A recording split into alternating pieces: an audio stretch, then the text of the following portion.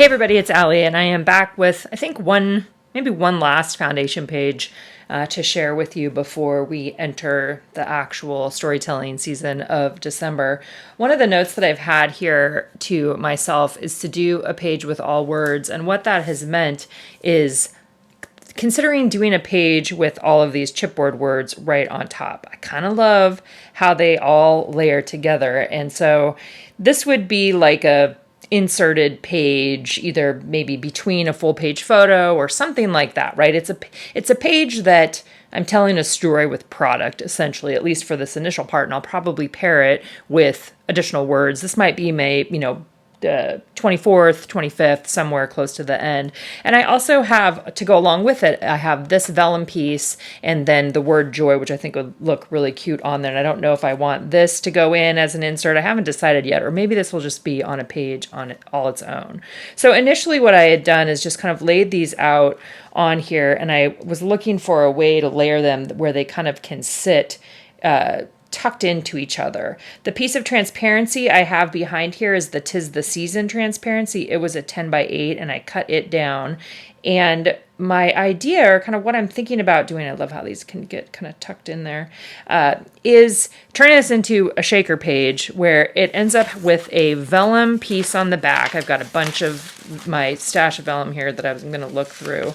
Like a vellum piece on the back, maybe, and then putting some sequins or shaker sorts of things on the inside of there. So this is kind of what I'm thinking about. I wanted to look through my vellum. I have a bunch of sheets that are, plain colored vellum, so that could obviously work. And then I have some pattern vellum as well. Some of these I've had for years and years and years, an excessive amount of time, which is great because then I can pull from different ones. And you can see lots of these I've used in December Daily before, bits and pieces of them.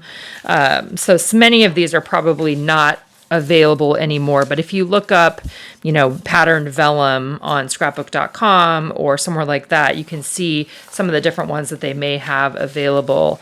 So I just wanted to flip through here and kind of see what were some of my options. There's a silver one, gold, the hearts, just like some giant doilies too. Actually, that would be fun to use at some point in time for December Daily. Here's one that just has like some sparkles on it.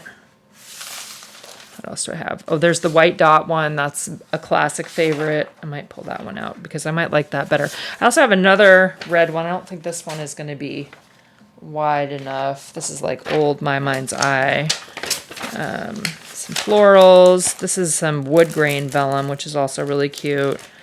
And a few other pieces. Okay, so I think what I want to decide is between the red dots or the white dots. Let's see what the white dots just looks. I think I might want that because I want to be able to see whatever the colorful transparency, I think, or colorful shaker things that I put inside. So I'm kind of thinking, I think this is what I want to do, but I want to have the part that's white on the other side. So a couple things with this one. I am going to adhere these down first on here. And obviously you might be somebody that wants to use these on a big photo, or you might want to save them or use them on individual pages. That sounds great too. I just kind of like the idea of using them all together to create, it kind of ends up telling a story in and of itself. Okay, so I think what I'm going to do, first of all, I need to get my placement right on here. I'll be punching holes over on this side, which is why I'm kind of moving them over here, but I think they can still be moved. My initial plan is that I will temporarily adhere these, and then I think I'm going to run it through the sewing machine, but I haven't decided that for sure or not. So really my first step is to just get those adhered down on there. Leave a little bit of space because I'm going to want to, in the end, I will want to stitch this all together to hold the pieces, the shaker pieces or the sequin mix inside of there. So I've got a bunch of different ones here. This is the one that has the gingerbread and it's really colorful. These are from the Diary of Belle Rose.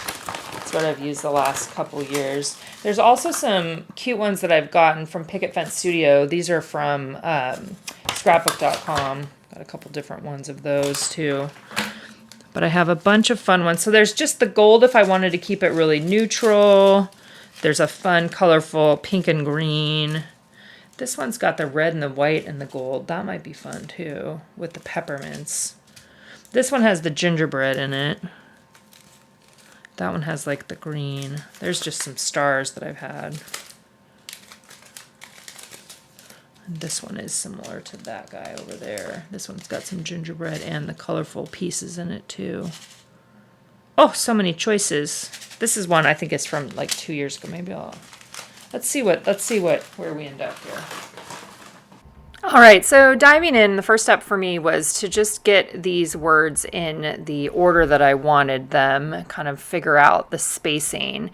The design concept here really is excess, right, or more, where I'm using a bunch of a similar product and repeating it. They're not all exactly the same, but they are all chipboard words. So there is a technique essentially in bringing them all together, right? It's a conscious choice to use them all in one place versus spreading them out. And as always, there is not a right or a wrong in the choice to do this, but this has been sitting on my table literally for a couple of weeks as I thought through whether or not I actually wanted to put all of them on one page, which feels like, you know, it must have been a well thought out decision. But I like the idea of more, right? So that sometimes it can be more and sometimes it can be less. And one of these words on top of a transparency with vellum on the back would look awesome as well. But I wanted the layering and the stacking of the words is really what I was going for. So one of the things that you might have just seen is some of the attachments in these chipboard words are a little bit, you got to be careful with it a little bit. Like on the Christmas one, there's a couple of them. So just keep that in mind as you are putting the adhesive on. I chose to do rolling adhesive. You could absolutely do red line tape. I think if I was going to go back in and do this again, I might do red line tape, partly because I didn't end up stitching across each of the words. So we'll kind of see, I want to see how it goes as I get this in my album, kind of see what happens. I may end up going back in and putting red line tape on the back of these if they start falling off with this adhesive. When I am putting that rolling adhesive on the back of the chipboard, I'm also doing that in a delicate kind of way. Like I'm not pressing super hard because sometimes when you're adding this rolling adhesive to chipboard, it will pull up a little bit of that chipboard backing. Just things to think about as you are doing it. So I definitely would say that I took a little bit of care as I was going through, and this is sped up. This is a 2 times the speed of the original on this portion here, just to make it a little quicker as you're watching. So again, rolling adhesive, you could absolutely use red line tape. You could use some other sort of glue, whatever your favorite glue is, but just keep in mind that you want to be a little bit careful with them. So as I was laying them on there, what my goal was to get them straight. I appreciated having that text transparency on the background because it had horizontal lines that made it a little bit easier to line things up as I was doing that. But now my next step is going to be taking it over to the sewing machine, getting that set up and adding in the sequin mix on the inside of the pocket that's going to be created. Okay, so I took this over to the sewing machine. I decided to do white thread on here. I stitched it all the way around the outside, so these are adhered on there with rolling adhesive, and I decided not to stitch across the top because I just kind of like the look of them just sitting on top like that. Let's see, what other things? So I need to add my holes over on the side, and I left some space for that with my stitching, and then I just put one of those fun confetti packets inside of there. So super cute. The back then could have a number on it, or I could have journaling on top. We'll see. I'll decide that in the month itself. Like I was saying, I think I'll probably use this for maybe Christmas Eve, maybe Christmas Day, something in the second half of the month. And potentially add this in there, but maybe I'll use this for a different day. I like that it would be kind of it's linking the two things together through repetition in the album itself. So Gonna punch some holes and then call it good. Going ahead and using my 6-hole punch to punch through this. Another thing I was thinking too is, maybe you didn't get the main kit this year, but you could use the digital version and you could actually cut out those words and they would be even flatter, like if you cut them out on a silhouette. You might also have other chipboard words or plastic words in your stash of stuff that you could use to create a page full of words. So you can even use just that phrase, right? A page full of words as a jumping off point. I've done stamped pages, that are pages full of words. You could do stickers. You could lots and lots of options as you think about telling your stories in December.